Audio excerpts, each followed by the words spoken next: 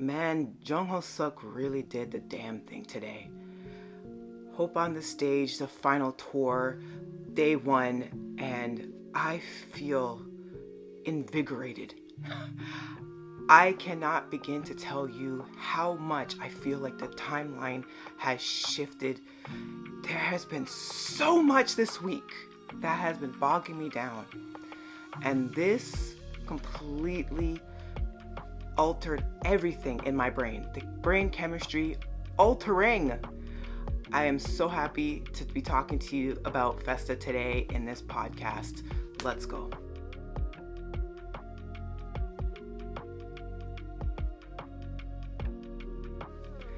Hi, I'm Monique. I am the host of Off by Purple Heart podcast, where I talk to you about K-dramas, C-dramas, BTS, and so much more. We are in Festa, y'all. We are in Festa. It is June 13th. As I am filming this, fresh off the concert, I still feel a little hungover, I'm not gonna lie. Very much sleep deprived. I could not sleep. There was too much going on. I have to say, just off the bat, this Festa changed everything. I feel so good. I have never felt more bored in my life. I feel like I just gained 50 years of my life. I feel purple-blooded through and through. It just feels so damn good to see all the guys back. I was saying in my opening for the podcast that I have not been feeling that great this week. It has been personal stuff that has been getting me down. It has been professional stuff that's been getting me down. There has been content creation stuff like on the YouTube side of things and other sites where it's just been not the greatest, and I've been feeling pretty down. And on top of that, the week that we are supposed to be having our victory lap as ARMY, there has been so much that has come out since the guys have been discharged. Don't get me wrong, I was extremely excited. I talked about how excited I was about these guys getting discharged, and we're still waiting for Yoongi to officially be done with his service. He'll be done in the next 9 days or so. But it was everything that came out that really kind of shook me to my core. Like, I know that military inscription is extraordinarily serious, and it's something that you have to treat with a lot of sensitivity. But I knew this wasn't going to be a vacation for these guys, and I think the vast majority of us knew that it was going to be hard. But seeing and hearing what these guys have told us, and Jin, he came through it first, and he went straight into promotion and doing hugging the 1,000 armies promotion, and he just hit the ground running. And then Hobie also kind of hit the ground running as well. But to hear the really harrowing experiences, especially from my bias Namjoon, hearing what he had to say about his experience and how much it affected his mental health, I'm happy that he felt strong enough to relay this message. And I think it is a sign of healing and growth to be that vulnerable and to reveal the darkest parts of yourselves to an extremely large audience, because he's not just talking to ARMY. Unfortunately, there will be a lot of media presence. A lot of people are watching BTS. I would say the haters even keep up with them much more than ARMY, to be honest, the way things are going. But the levels of anger and frustration I felt when he was detailing some of his experience, and of course he was saying this as there's hope now because I am out of this. I've come around the bend. I have sought counsel. I have spoken to a medical professional. I've been properly medicated, or I have medication that is helping me deal with the insomnia and some of the unease being felt during this experience that I know had to be done. And everything that I keep seeing and hearing, and then from what Jimin and Jungkook were saying as well through the subtitles, I know that's not even like half of it. Like, they will never fully, truly, and nor should they have to disclose everything that they have gone through. But I can only imagine, as entertainers, as public figures, as the biggest entertainers in the world, for them to detail how hard and difficult it is, you can only imagine what civilians go through being put through this. And I know I have to tread very carefully because this is not my country, but I think if you're watching this and you are army like that, you know what I'm trying to say, and I'm being very careful about it. But trust me and believe me when I say I was viscerally angry, very angry. So to sum it all up, this week, despite it being a Festa week and me feeling really happy about the guys coming back, I had a lot of anger this week. So this concert shifted something in me, and I think it genuinely healed something that was broken in 2022. Honestly, we all know that the pandemic has caused irreparable damage in so many ways, not even just economically, not just through healthcare systems globally, just overall, it has just been an unrelenting hell.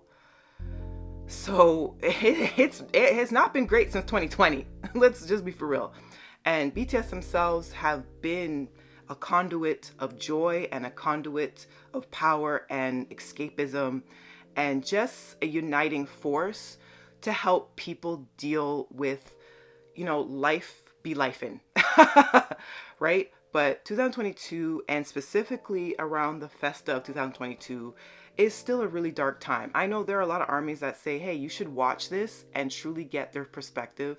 I watched it once. It was traumatizing watching it the one time, and I'm good. I'm good. So this today, I can't even begin. I can't even fully articulate how happy I am. This concert was everything. Jungkook, Hobie, Jay, my other bias, he puts on a damn show. He has been working his ass off. He has put his blood, sweat, and tears, every damn thing into this tour. And I have enjoyed every piece of content that I've been able to see from it. All the new music that he's been able to release since this. Hey, as a by the way, Killin It Girl with Glorilla, out right now. Fire! Anyways, he has been killing it.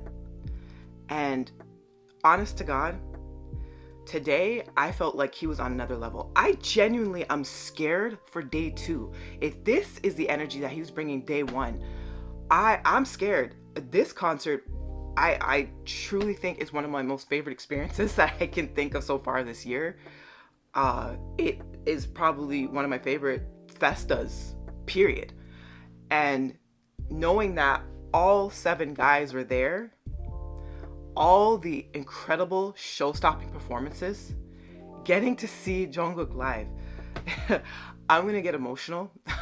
I'm gonna try not to, because a lot of people think crying on camera is cringe. I know, but seeing Jungkook, and especially for the shit he had to deal with this week, and how infuriating that is, that not even a 24 hours could fully pass from him being discharged from military and having some crazy ass stalker try to invade his home and breach his privacy. What the hell, as a by the way, as a sidebar, what the hell is up with these people, these fans that keep showing up to the base, to the sports field, to these areas that were designated for press alone?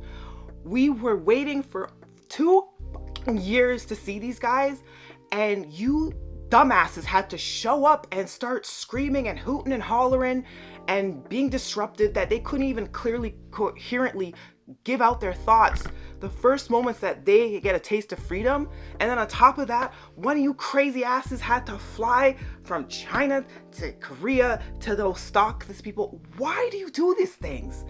Why can't you let these people have their time of rest? There are sanctioned fan activities that are happening this week that you can go to. You don't need to go to their home.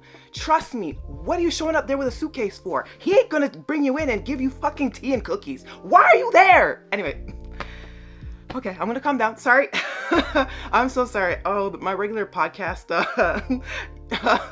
subscribers probably like, what is she on? When it's about BTS, it's a whole other level. I'm so sorry. But my God. Anyway, I'm getting sidetracked. Seeing Jungkook on that stage, he looks so good. Getting him to see him do 7, Hobie coming in and doing Lotto's part, best version of 7. I'm telling you. And I love 7 down. That was the best. That was the best version. Seeing Jin as he's gearing up for his tour to come out, him coming through with Don't Say You Love Me. Don't even get me started them collaborating for Gemma's View. Oh my God. The vocals, the microphones are on. Don't you ever play about their vocals. Don't you ever play about Worldwide Handsome vocals. That man can sing. He is a singer. He is a singer. Oh my God. Seeing the other guys there. Seeing Tay getting his chair yanked from underneath him, Mr. I can't tolerate the nonsense. I can't stand grown adults, grown men acting, this kind of way, getting teased, getting tickled, getting the chair pulled out, seeing him twerk, seeing the guys dance to mic drop, hearing the fan chants during mic drop, the reaction of him performing Killing It Girl live for the first time. Seeing the guys dance, seeing them remember the choreography for Airplane 2. Everything about this concert, everything. It just felt like everything shifted right back into place. Like everything just kind of, that lock, finally just that key into place. I have never seen the timeline as happy and exuberant and joyous as this. The power of music, the power of fandom, the power of BTS and ARMY, it is such a symbiotic relationship, and the energy just feels so good. And I am just through the roof in joy. Getting to see Yoongi, see him, joking around with the members, getting to see his eyes peek out from his little beanie, him headbanging so hard with the ARMY bomb that the damn hat almost fell off. Just getting him on screen, getting to see the signs from the fans saying, hey, you told us to wait 2022. Not only did we wait and we're all here now celebrating our victory lap, we are here for life, forever. Seeing those type of signs, seeing BTS pave the way. And I already made a podcast about this. They paved the way. Ain't no argument. It done. Wrap it the fuck up. They paved the way. I'm gonna have to edit this podcast so bad. Woo, man. I cannot begin to tell you how much this Festa, this concert means to me. It felt so good. It felt so good. Even me being sleep deprived right now, and I could probably do with 48 hours of sleep straight. Dealing with how just in my own personal life, this week was not great. It was not great. All of that just kind of melted away. There's just so much that I am thankful for and I'm just grateful for. I'm grateful that I'm alive to see this. I'm grateful for the fans that have been fighting their own personal demons, their own personal battles, being able to enjoy this day and get some levity back in their life. Getting to see the 7 guys just be exuberant and full of joy. Getting to see Jin and Jungkook on stage to join Hobie and the joyousness in that. Seeing Hobie get his flowers, and as he should. The charisma he has, the star power that he has, the talent he has, the endurance he has.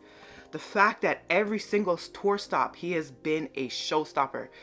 every time he gets on that stage, he electrifies it more and more. The fact that his energy doesn't dip down, but only escalates as he gets deeper and deeper into this concert. This is damn near a 3-hour set. And it feels like he's just shaking it off. He does his little jokes, does a little sip of water from the bottle. You see him sweating. You know he's put in the work, but he still makes this look effortless. The way he can command the stage, just breathtaking. All of it makes my heart feel so full. All of it makes my heart feel so full. I was feeling really good. And even though I need to sleep, I had to make this podcast, and I just had to do a little sit down and just connect with those that have connected with me through this podcast, through my love of BTS. I appreciate y'all. I know I don't do BTS-centered podcasts as often as my K-drama, C-drama, even BL content, but I appreciate y'all that are here. I hope you're having an incredible Festa. Let me know your thoughts if you're watching this via YouTube. If you're listening and watching via Spotify, please interact with that platform as well. If you're listening via Apple Podcasts, interact. Wherever this podcast you're listening to and seeing it, interact.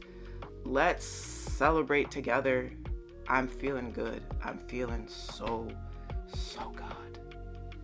Till the next one.